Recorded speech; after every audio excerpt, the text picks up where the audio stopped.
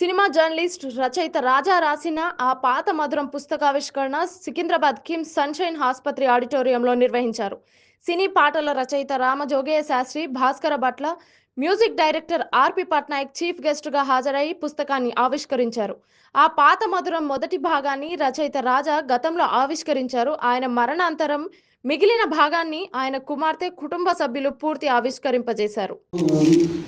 ఏమైనవో అసలేమో ఒక లాలన ఒక దీవెన చడి మరి ఆయిని కాదరు చేరుకోదామని మనసుంటే మార్గం ఉండదా ప్రతి మనిషి నీకే చెందడా ఈ బంధమే ఆనంద ఒక లాలన ఒక దీవెన. నమస్కారం తెలియజేసుకుంటూ మహామహులు 1 year పైన అయిందండి.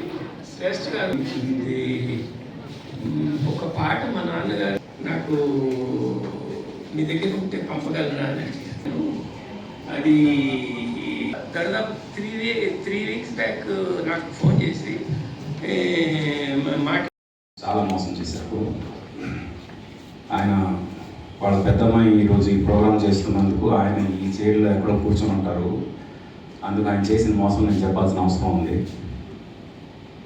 నేను స్వాతిముత్యం సినిమాలో కమల్ హాసన్ లాగా ఆయన స్వామియాజులు అయితే ఆయన వెంట లిటరల్గా ప్రతిరోజు పడేవాడిని. నాకు మీ హెల్ప్ కావాలి, పాట అనే ప్రోగ్రామ్ చేయాలనుకుంటున్నాను నేను. ఆ ప్రోగ్రాంలో అసలు మన సినిమాలో పాట ఎప్పుడు పుట్టింది, ఎలా పుట్టింది అంటే ఆన్ లొకేషన్ సాంగ్స్ పుట్టిన దగ్గర నుంచి ఈరోజు లేటెస్ట్ రికార్డింగ్ టెక్నిక్స్ వరకు టెక్నాలజికల్గా జరిగిన ట్రాన్స్ఫర్మేషను, ఇన్స్ట్రుమెంటల్గా జరిగిన ట్రాన్స్ఫర్మేషను, కంపోజింగ్ పరంగా జరిగిన ట్రాన్స్ఫర్మేషన్, అలాగే లిరికల్గా జరిగిన ట్రాన్స్ఫర్మేషన్, మొత్తం ఈ ట్రాన్స్ఫర్మేషన్స్ మొత్తం చెప్తాము ఒక ప్రోగ్రామ్ ద్వారా. అంటే టైం ఫ్రేమ్లో చెప్తాం అని నేను ఒక ప్రపోజల్ పెట్టాను. అది ఆయనకు నచ్చింది.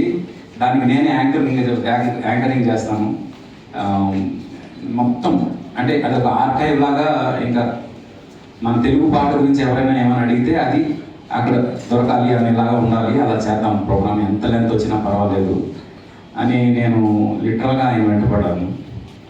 ఐడియా చాలా బాగుంది, తప్పకుండా చేద్దామన్నారు. ఆయన అంటూనే ఉన్నారు కానీ నాకు అవకాశం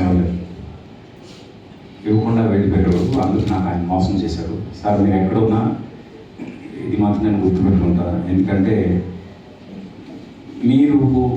మీకు తెలిసిన ఇన్ఫర్మేషన్ ఏదైతే ఉందో దానిలో కనీసం 5% అయినా ఈ బుక్స్ ద్వారా జనానికి తీసుకొచ్చారో లేదో నాకు తెలియదు. నేనేంటంటే కనీసం ఒక 60-70% అయినా మీ దగ్గర ఉన్న ఇన్ఫర్మేషన్ ప్రపంచానికి పరిచయం చేద్దామని ప్రయత్నం చేసి ఆ రోజు మీ వెంట అలా పడ్డాను. కానీ సడన్గా ఒకరోజు మీరు చెప్పకుండా వెళ్ళిపోవడం చాలా బాధ వేసింది. మీరు రాసినవి కొన్ని ఆల్రెడీ శ్రేష్ఠ గారి దగ్గర పెట్టారు అని చెప్పారు. అవి నేను I go through them. But what ever said and done, ఇప్పుడు శర్మ గారికి కూడా చెప్తున్నాను సార్, ఏదైనా ఇన్ఫర్మేషన్ ఉంటే మాత్రం దయచేసి లెట్ ఇట్ బి దేర్. అంటే మీ నుంచి నెక్స్ట్ తరాలకి కంటిన్యూ అవ్వడానికి మీ వంతుగా మీరు మ్యాక్సిమం మీరు ప్రపంచానికి ఇచ్చేయండి సార్. మీ తర్వాత తరానికి అది వెళ్ళకపోతే అది తప్పు అయిపోతుంది మీ నుంచి. రాజాగారు చేసిన తప్పు మీరు చేయవద్దు. రాజాగారు నాకు చేసిన మోసం మీరు ఎవరికి చేయవద్దు. ఇది ప్రత్యేకంగా నేను చెప్తున్నాను. ఎందుకంటే ఇది చాలా అంటే ఆయన జీవితంలో ఎంత డెడికేట్ అయ్యారు పాట కోసం అనేది దగ్గరగా ఉన్న మా అందరికీ తెలుసు. ఇప్పుడు ఇక్కడ సుబ్బారావు గారు, సురేష్ గారు, రవి గారు, మాధవరెడ్డి గారు, ఓం గారు, మా అందరికీ క్లోజ్గా చూసాం కాబట్టి మాకు తెలుసు ఆయన దగ్గర ఎంత ఇన్ఫర్మేషన్ ఉందని. ఎంత ఇన్ఫర్మేషన్ని ఆయనతో పాటు తీసుకెళ్తారని ఒక బాధ అయితే డెఫినెట్గా ఉంది. ఆ బాధని నెక్స్ట్ ఎవరైనా అంత ఇన్ఫర్మేషన్ డెఫినెట్గా ఉండేవాళ్ళు తక్కువే ఉంటారు. బట్ డెఫినెట్గా కొత్త గొప్ప ఇన్ఫర్మేషన్ ఉన్నవాళ్ళు కూడా వాళ్ళ ఇన్ఫర్మేషన్ మ్యాక్సిమం ఇది చేయాలి అంటే డాక్యుమెంట్ చేయాలనే ఉద్దేశం.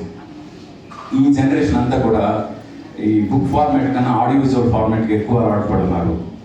అందుకు ఇలాంటి బుక్స్ని ఏవి ఫార్మాట్లోకి తీసుకొచ్చే ప్రయత్నం కూడా చేయాలని వరప్రసాద్ రెడ్డి గారికి నేను ప్రత్యేకంగా కోరుకుంటున్నాను. దాని వరకు నేను ఏ రకంగా మీకు హెల్ప్ అవ్వగలను and there support this. Thank you very much. Thanks for this opportunity. Thank you.